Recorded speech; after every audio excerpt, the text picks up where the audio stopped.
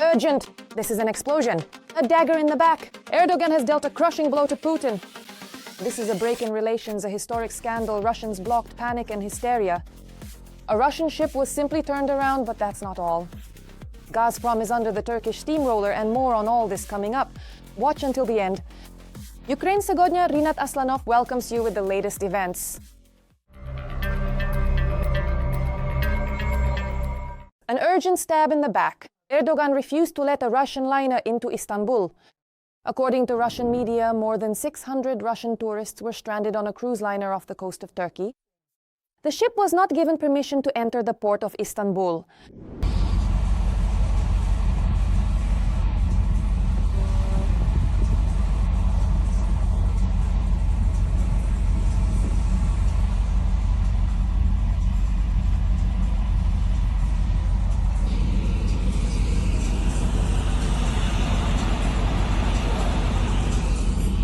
There are currently more than 600 passengers and crew members on board. On board the liner are residents of Krasnodar Krai, Moscow and Leningrad regions. All of them bought a 2-week cruise with stops in Marmaris, Antalya, Bodrum and Izmir for 260,000 rubles. This is the first Russian international cruise liner making trips to Turkey, Egypt, Georgia and other countries.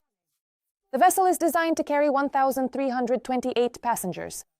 It arrived at Galata port, but did not receive permission from the Turkish authorities. The liner was forced to remain at Ankara. And this is, in a way, Turkey's response to Russia's own provocative actions. Previously, a similar situation occurred with the Sea Bridge ferry, which was supposed to become the first cargo passenger ferry between Trabzon and Sochi in 14 years. Arriving in Sochi on November 8th, it was forced to remain in the Black Sea waters for more than 2 days, waiting for the port's decision, but never received permission to dock. The ferry, carrying 20 passengers, was forced to return to Turkey. At the time, the governor of Krasnodar Krai explained the refusal by saying that Sochi was not prepared to receive such vessels. The border directorate of the FSB, the FSO and Sochi Customs stated that launching ferry service between Russia and Turkey is technically impossible under current conditions. And of course, the propagandists immediately came up with thousands of unbelievable reasons for why the Turkish vessel was delayed. But apparently, that explanation didn't help them much. From a security standpoint, the arrival of a ferry from Turkey in Sochi really does look quite ambiguous. And of course, the issue isn't with the passengers, but with the vehicles that the ship is transporting. Everyone remembers the route through which explosives were brought into Russia, which the Ukrainian special services used to carry out the terrorist attack on the Crimean Bridge. This is not the first clear sign of a significant deterioration in relations between Russia and Turkey. Erdogan is delivering a powerful blow to Russian oil. Turkey has refused to import oil from Russia. Statistics from the country's price index center show that last week, for the first time since January 2025, no crude oil from Russia was delivered to Turkey. At the same time, over the past 30 days, deliveries of black gold from Russia to the Turkish market have dropped by about 20%. Experts believe this is connected to Erdogan's visit to Washington at the end of September. Recently, there has also been information that the country's largest oil refineries are massively switching to non-Russian oil, following tough US and EU sanctions in the UK against the Kremlin's energy sector. Turkey is now trying to diversify its supplies to avoid the risks associated with trading raw materials that finance Russia's war against Ukraine. According to Reuters, one of the country's largest oil refineries, Star, owned by an Azerbaijani company, recently purchased 4 batches of crude oil from Iraq, Kazakhstan and other producers. But that's not all. Gazprom has also come under fire. A sharp turnaround by Ankara. Western media were shocked. Russia may lose its last major European gas market in Turkey. Thus, Ankara could meet more than half of its gas needs by the end of 2028 by increasing domestic production and boosting imports from the US. Right now, Turkey has several options: domestic production, pipeline gas from Azerbaijan, and an increasing number of LNG terminals.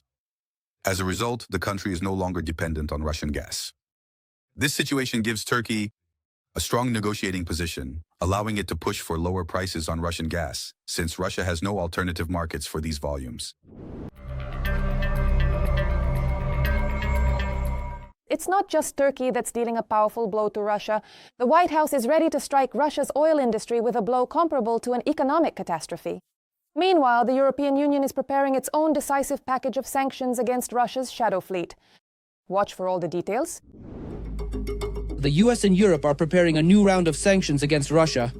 The Europeans deserve a big plus for voicing, in my opinion, such truly high-quality initiatives. US President Donald Trump has called on the Senate Republican Majority Leader to step up work on a bipartisan bill for new sanctions against Russia. If you want to bring Putin to the negotiating table, no plan, whether it has 28 points or 12 points, will work unless Putin believes that we will continue military support for Ukraine and that we will go after those who buy cheap Russian oil. According to the co-author of the bill, Lindsey Graham, Donald Trump signed the bill, making amendments that give the final decision on their implementation and removal personally to the President of the United States. This refers to the so-called draconian sanctions with huge tariffs on countries that purchase oil from Russia.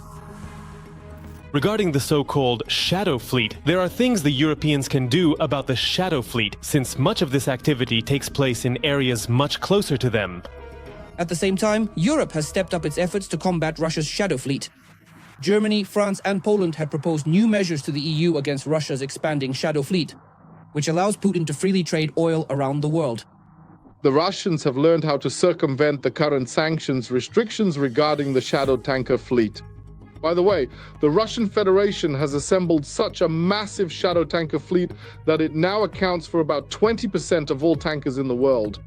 In other words, according to preliminary estimates, that's about 1,000 tankers now.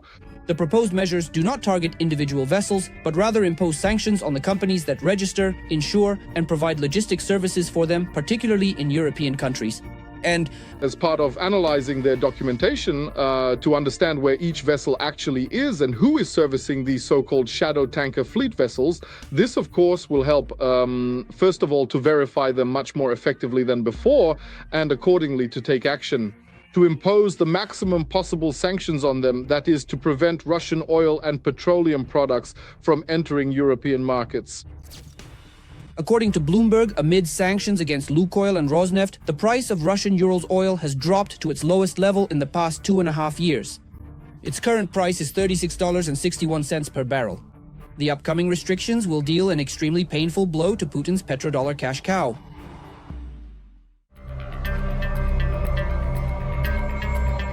Every voice matters. Join our community, support independent journalism, and help us bring you the truth from Ukraine.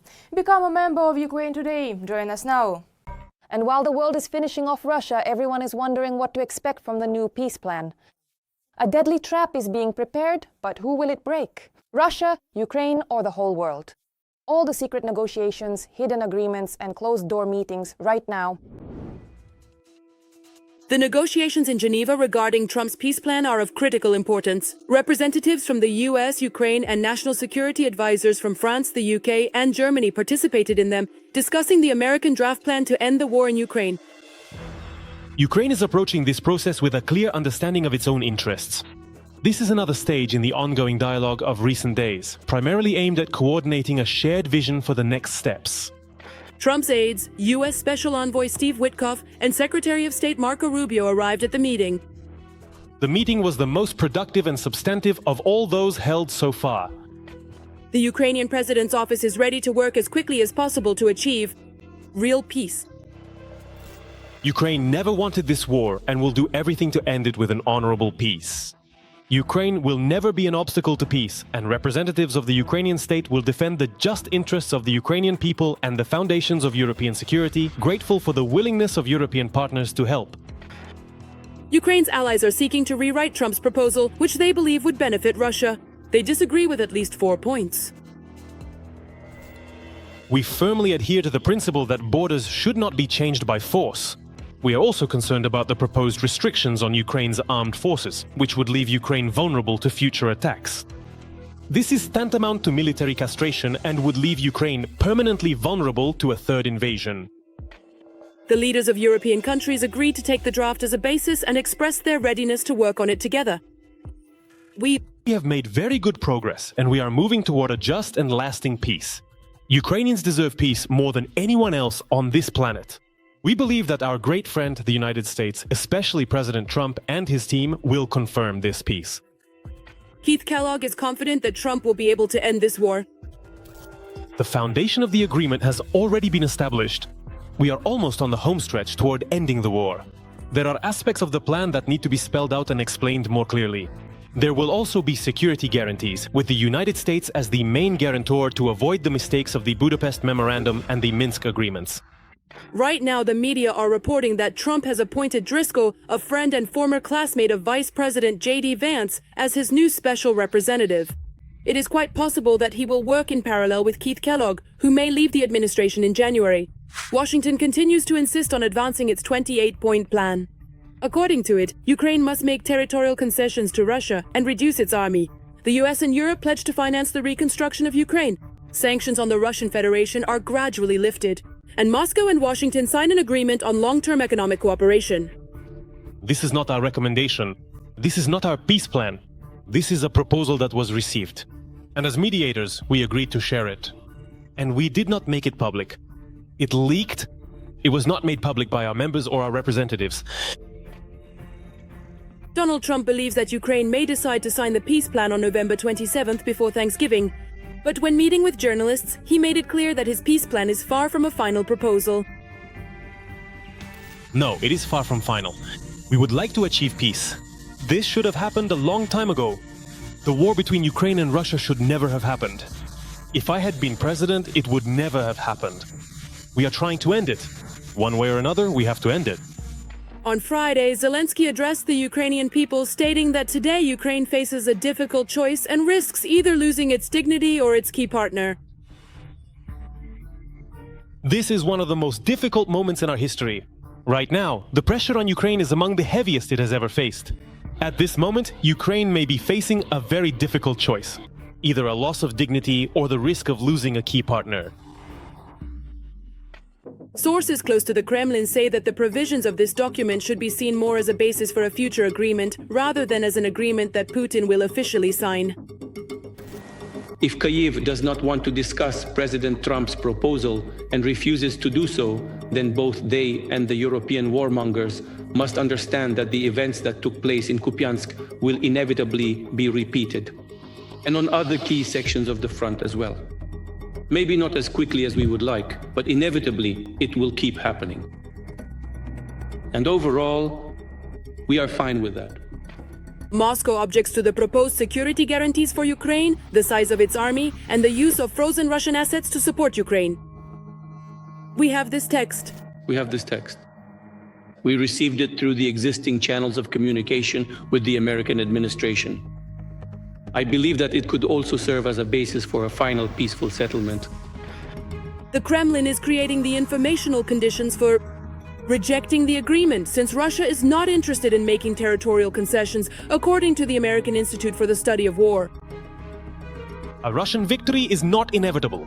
Ukraine and the West can exploit several key Russian vulnerabilities to force the Kremlin to negotiate and make real concessions. Meanwhile, the Kremlin is facing mounting problems with material and human resources, which will continue to complicate Moscow's ability to sustain the war as it drags on. Therefore, the Russian Federation is highly interested in forcing Ukraine to surrender critically important territories that the Russian military is unlikely to be able to capture. That is why Gerasimov, when reporting the situation at the front to Putin, continues to exaggerate successes, and Putin plays along in order to force Ukraine and the West to accept Russia's demands in negotiations.